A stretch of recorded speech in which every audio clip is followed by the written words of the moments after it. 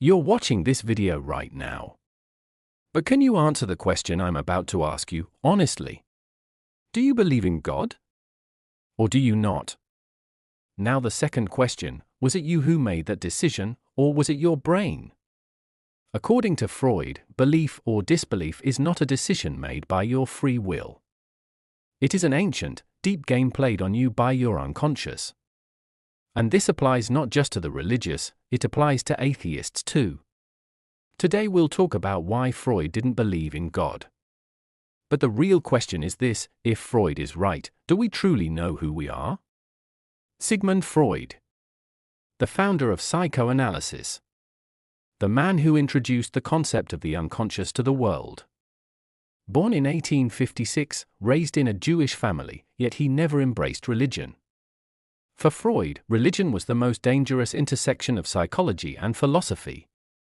I say dangerous because according to Freud, religion was hiding the truth.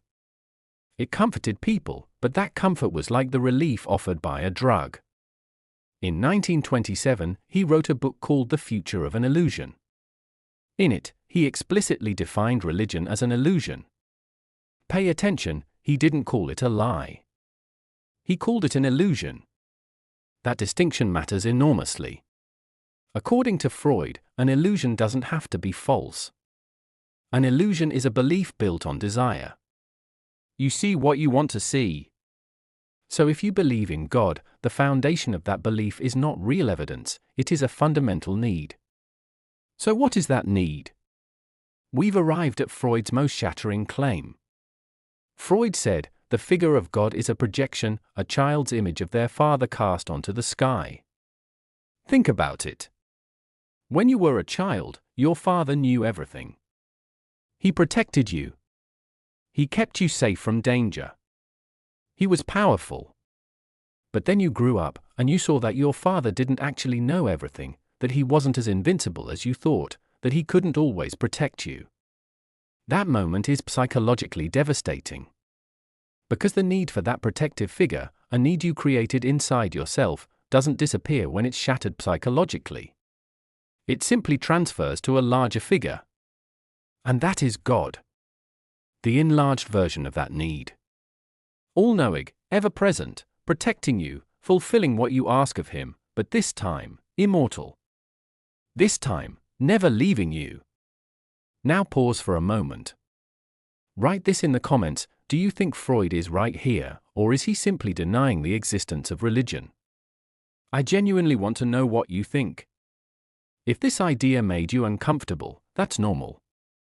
Freud's purpose was precisely to make you uncomfortable. But think about this too: does feeling uncomfortable mean he's wrong, or could it be that we are the ones who are mistaken? In Freud's theory of psychology, defense mechanisms occupy a central place. These are the mind's methods of protecting itself from pain, anxiety, and reality. Repression, projection, sublimation. We all use these, whether we're aware of it or not. And according to Freud, religion is the most sophisticated defense mechanism of all. Because it is not the defense of a single individual, it is the shared defense mechanism of nearly all of humanity. So what are we protecting ourselves from? 3 things: the power of nature, the inevitability of death, the sacrifices imposed by society. Belief in God resolves all 3 fears at once. Nature is now in God's hands, no longer terrifying. Death is no longer the end, there is heaven. Society's rules are no longer arbitrary, they are divine commands. Freud isn't actually rejecting or belittling religion here. On the contrary, he acknowledges how functional a system it is. But being functional doesn't mean being real. And this is exactly where the story gets interesting. Carl Gustav Jung, Freud's most brilliant student, perhaps his greatest rival, thought very differently on this matter. Jung also accepted that religion was born from a psychological need. But unlike Freud, he did not see religion as an illusion.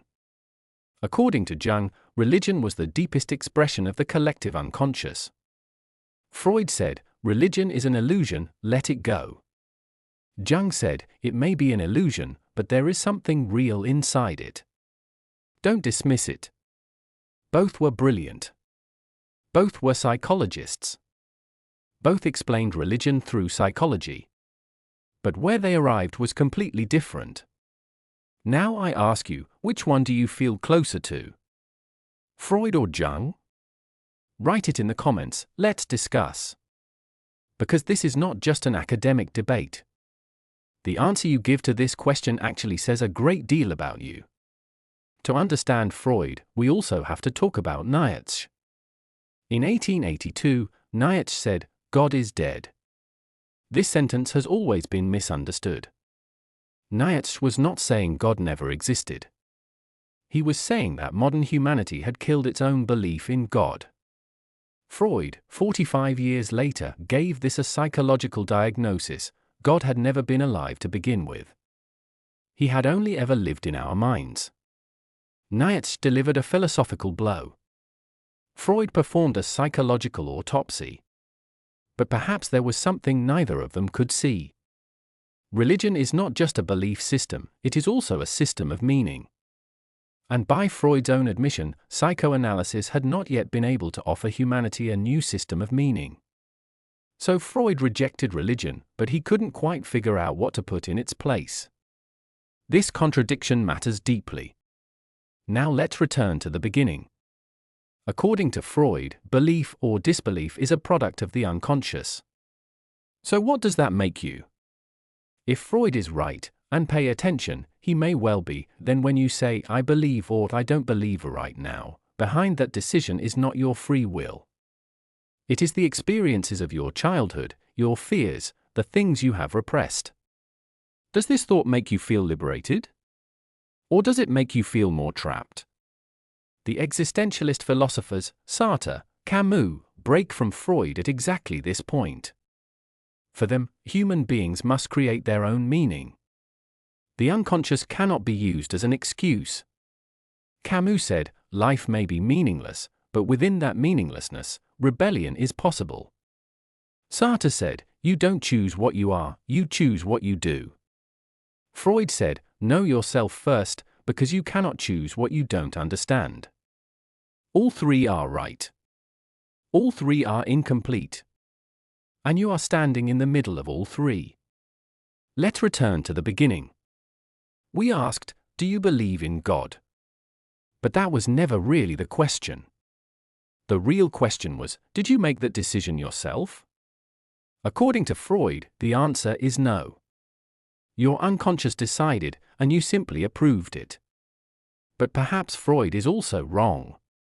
Perhaps becoming aware of your unconscious is the very first step toward freedom from it. Perhaps even the fact that you watched this video is not coincidence. Write this in the comments, did Freud convince you, or did he create more question marks in your mind? I want to see two different answers. Because there is no single correct answer to this question, and that is precisely the power of philosophy. In the next video, we'll explore Jung's response to Freud. We'll dive into much deeper waters in the triangle of religion, psychology, and philosophy. If you're ready for this and more, follow the channel. Because this is only the beginning.